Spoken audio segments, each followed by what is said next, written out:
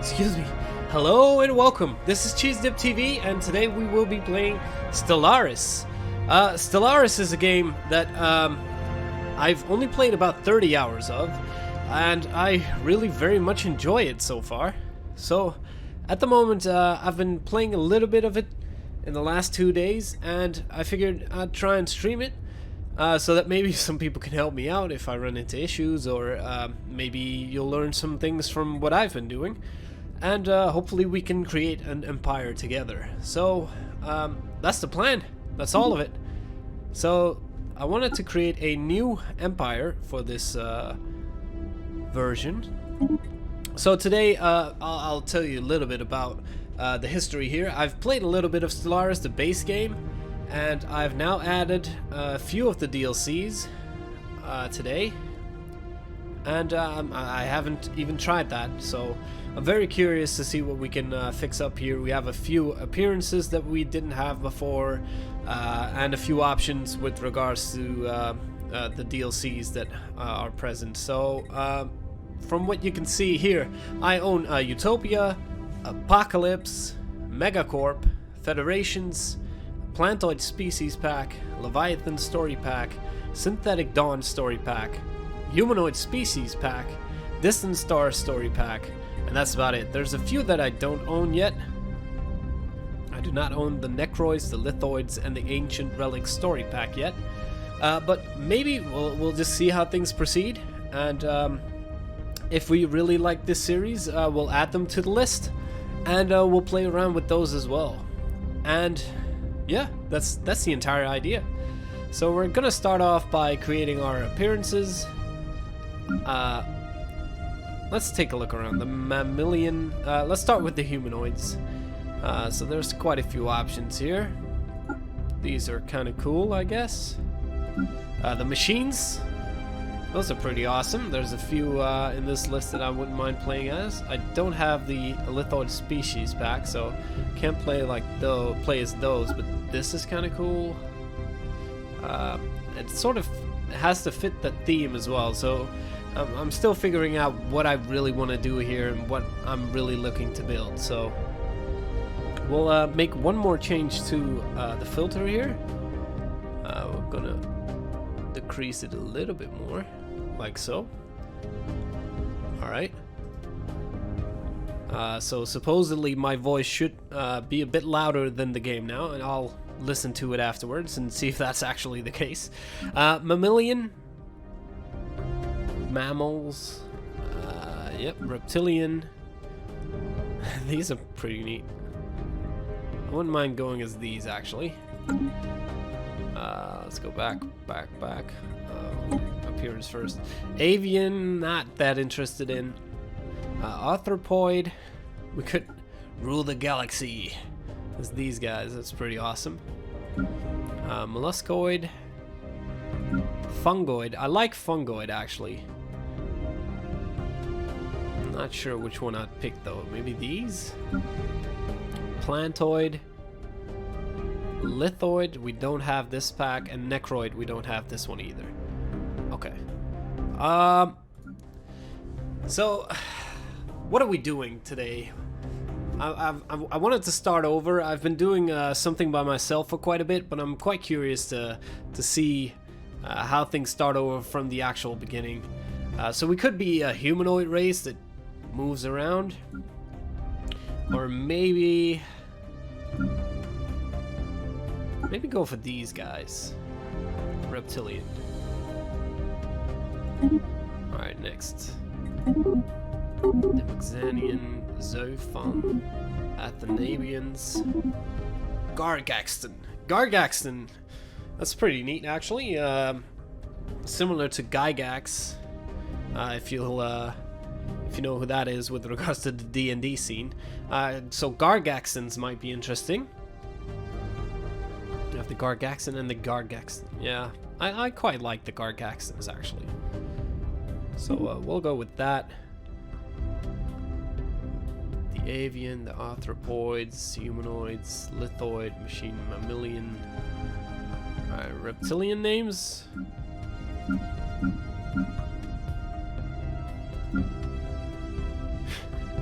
Ipikiki, Rururu.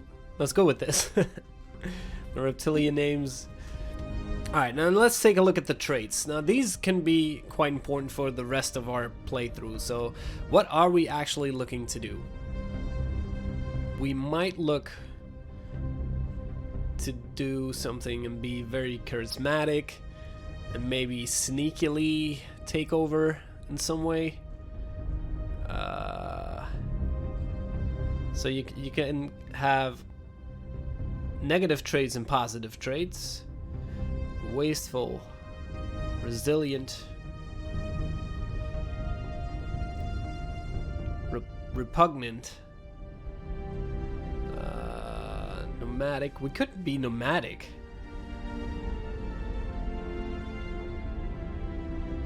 The species has a nomadic past, and its members often think nothing of relocating to another world. Unruly, docile, quarrelsome, traditional. Certain aspects of this species' cognition makes it predisposed to especially value historical precedence and group unity. That's not bad, actually. That sounds interesting.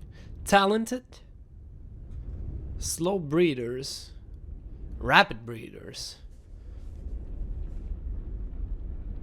Hi, Rosanne. Hello. Thrifty. Members of this species are instinctively economical and are always looking to make a good profit, whatever corners need cutting. If we're looking to do something like this, we might go for the sneaky. Yeah, we could do something like that. Let's see if we can get some positives. Non-adaptive, so it doesn't adapt well. Slow breeders, slow learners, quarrelsome, unruly, weak, sedentary, reluctant to migrate away from, no. Solitary, no. Repugnant, deviants, constantly trying to challenge the status quo. Fleeting, decadent. Let's go with thrifty. Let's just keep it this way.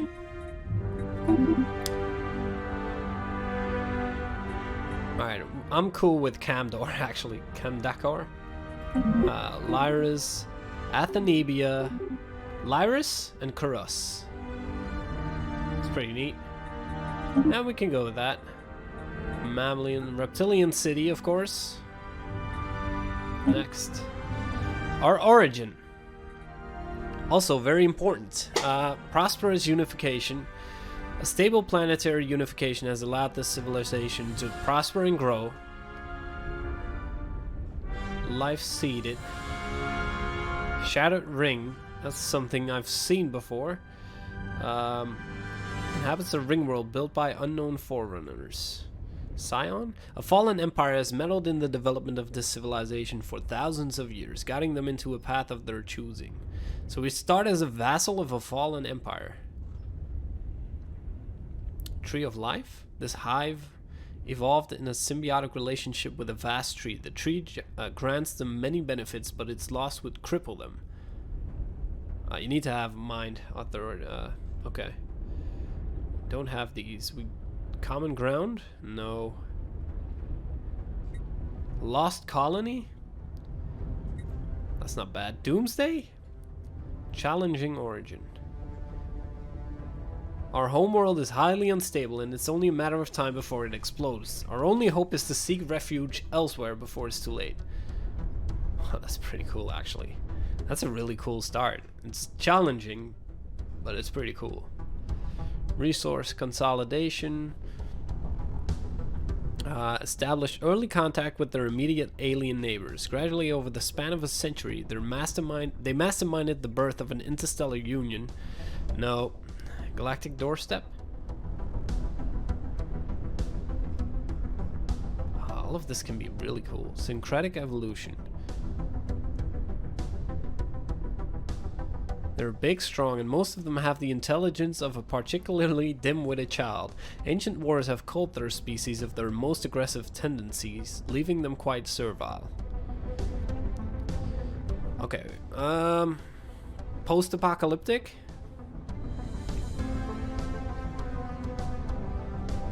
Baptized by nuclear fire, this civilization has faced total annihilation and survived. Devastated yet unbroken, they have rebuilt civilization from the ashes of the old world. Yeah, that's pretty cool. That's pretty cool. Let's go with that. Okay, what's the plan? I've been thinking about going for something like the corporate with the criminal heritage. And then let's be really like spiritualistic, authoritarian, xenophile. I'm thinking about doing everything that God forbids, like actually enslaving people and some materialist.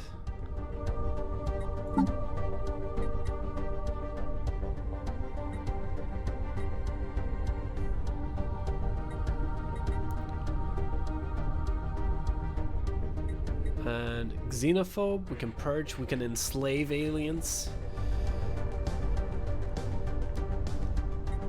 What's the plan here?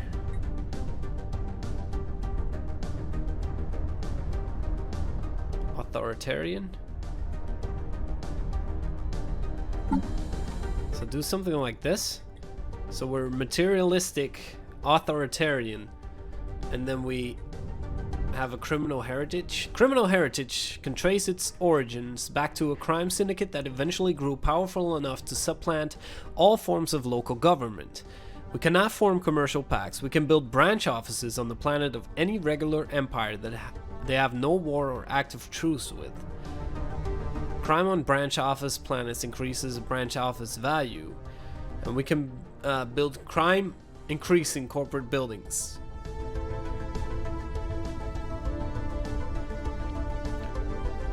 So I'm thinking about doing something like that, yeah. Let's... Ruthless competition. All levels of society are constantly vying with each other. Ruthless competition. It's a dog-eat-dog world, yeah. More envoys. Private prospectors. This mega relies on private prospectors to chart and establish footholds on promising planets.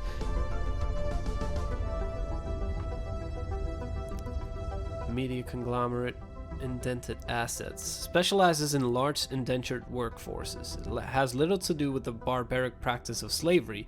These workers are merely paying off their debts indefinitely. We could go for slavers. Free traders? Trading fleets are bolstered by semi-independent free traders operating on the license. Franchising relies heavily on franchising. Subsidiaries share a greater cut of their profits with their corporate overlord in exchange for a license to market their goods under established brands. Let's go with franchising. Okay, next. To live is to consume. Alright, so we have to choose an advisor. We're not a pacifist or... Workers of the galaxy, unite! You have nothing to lose but your restraining fields. The weak govern, the strong rule. That's not bad. A strong rule. Okay, let's see here. Let's see the lower limit of... Oh, exponent 8. And carry the 1. Don't let the baseless accusations of wrongdoing fool you. Our competitors is simply projecting their own insecurities. I like this one. So the Empire name is the Gargaxton Syndicate. Yes. That's perfect, actually. That's really good. Pirate. Hail Hydra. We'll go with this, and then...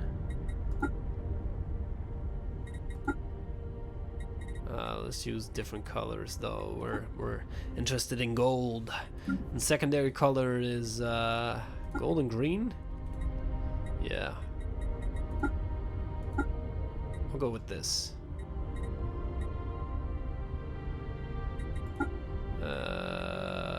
having second thoughts. Nope, that's good enough. Ship appearance.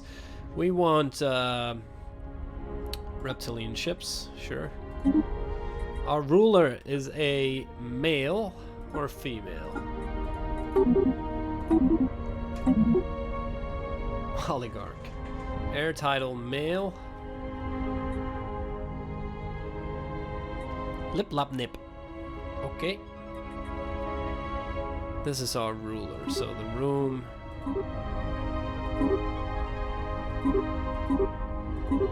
I'm going for something that shows either wealth or... This looks fine enough. Yeah.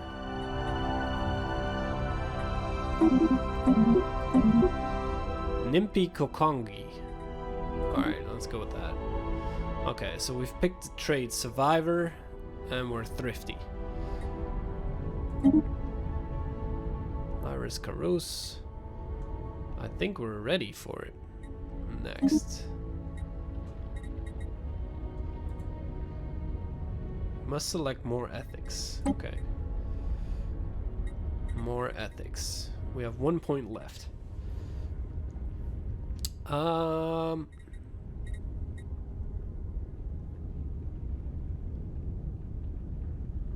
Let's see. We could go for something like fanatic authoritarian or fanatic materialist.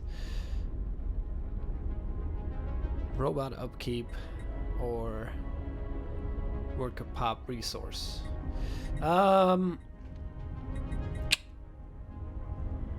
would be inclined to go fanatic authoritarian. No. Maybe like this. It's invalid with your choice of ethics, authority, and other civics. Alright, we want to go corporate and then fanatic materialist.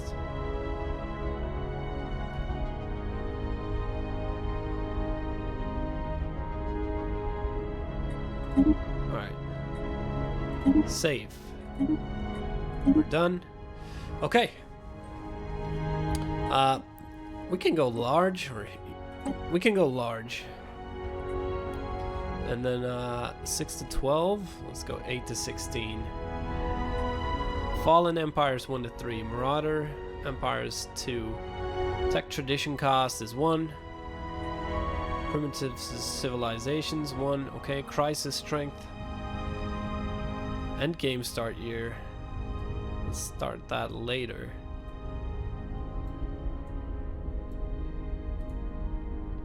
$2,300, and let's say this is 20. So victory year is 2,850.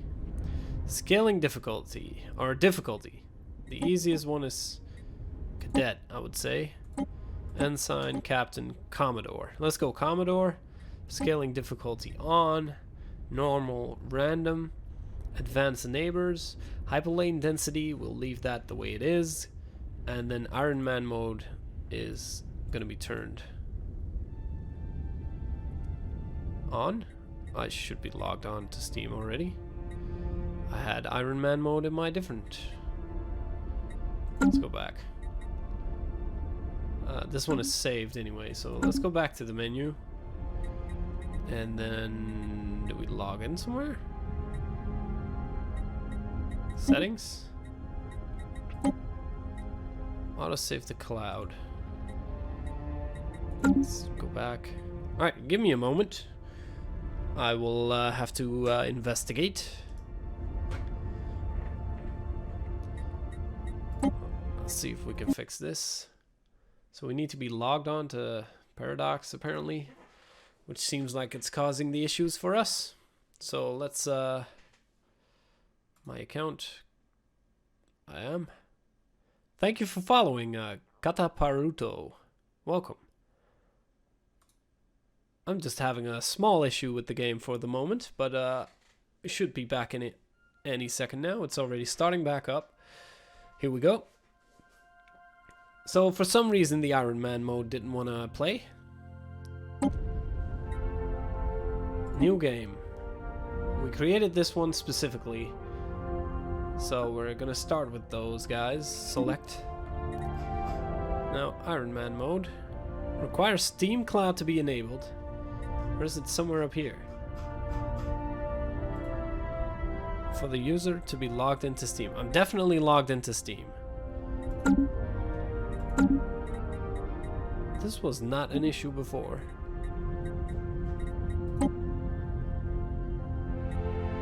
Autosave to the cloud. Can't change it. Reset. Gameplay. Nope, cannot change it. Alright, exit the game. Let's just go here for a second. Maybe it's something we can change here. Stellaris, Stellaris, Stellaris. Manage properties. Keep saves in the Steam Cloud.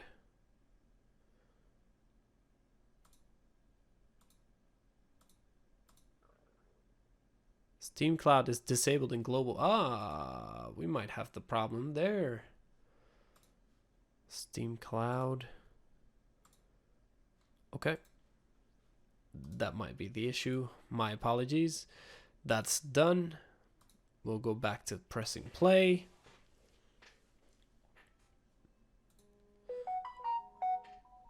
Somebody's at my front door.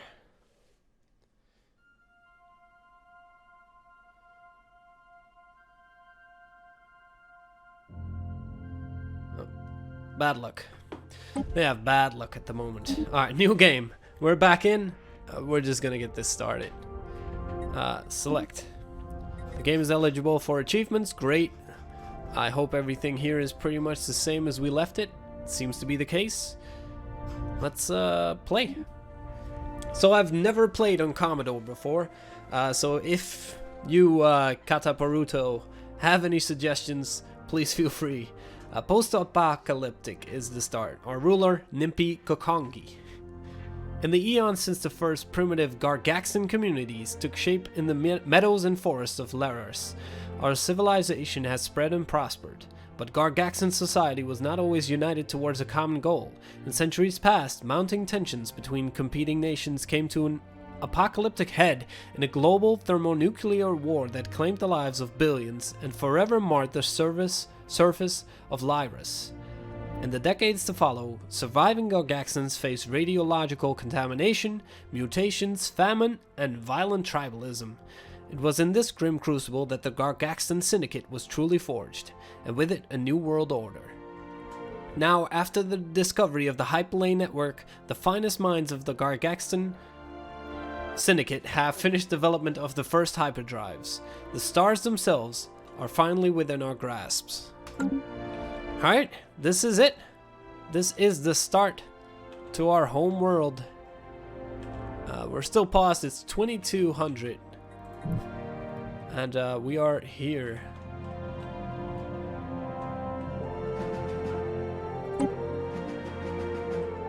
Okay.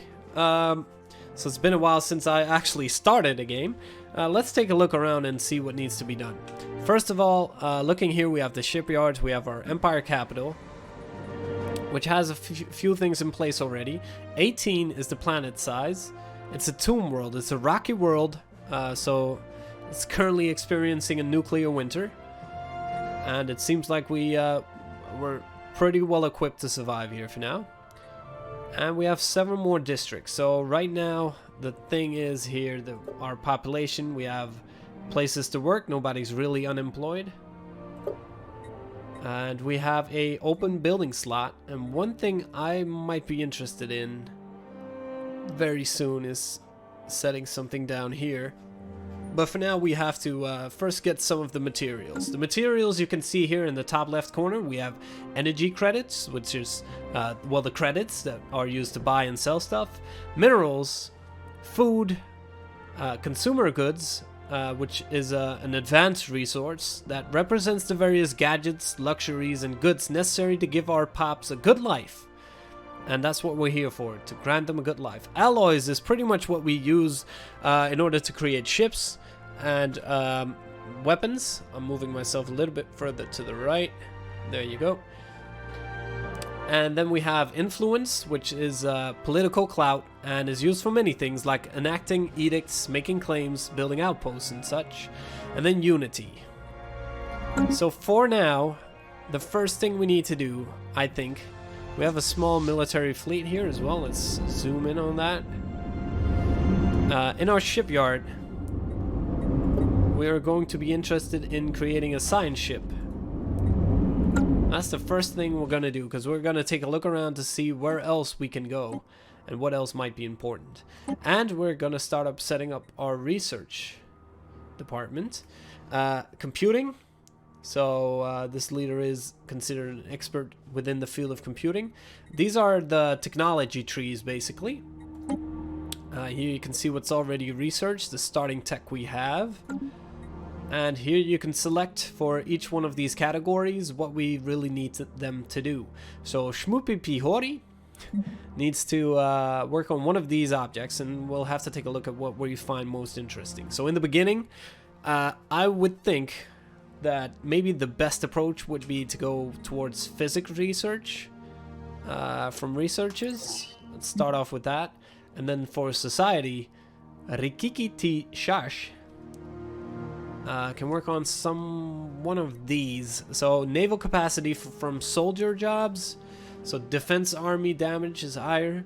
Hydroponic farms. So if you look at an area like this, this world, it's split up between districts and buildings. And districts is something that you can gradually build. So I could say either a city district, which creates more housing and one clerk job. The generator district, which creates housing as well and a technician job. And then mining district, housing and miner jobs, and agriculture. But then you also have these buildings. So if, say for instance, that one of these new worlds that we encounter does not have any real agriculture or no way to develop them, what we could do is create the hydroponic farm there by using the buildings instead. So instead of cultivating the land, we create a way to well, make food anyway, or make the make the food resource, which sounds interesting.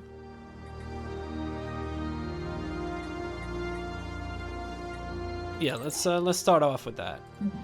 And then here, so the Corvette is one of the ships, the lower tier ships that we get in the beginning, and it's always good to sort of get that up and running quickly, just for a quick way to defend yourself.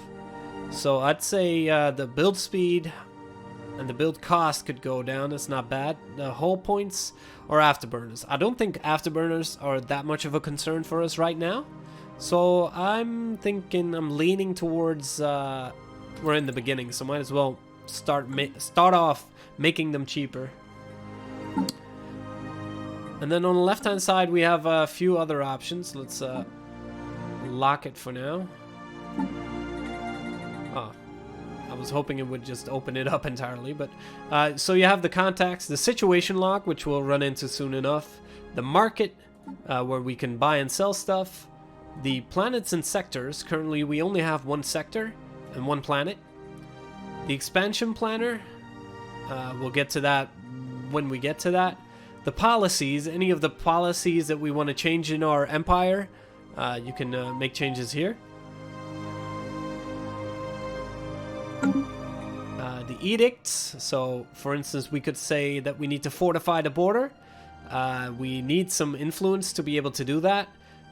But in some cases, say that we have somebody who's really like our borders are close to each other and they're setting us as rivals and bad stuff like that. If we feel like we need to protect ourselves, we could start off, but more edicts will come in this list later on.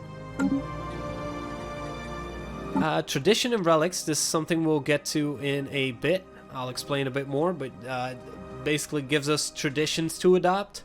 And if you go through the entire section here, like for instance Harmony, you get an Ascension perk as well. So it gives you more abilities.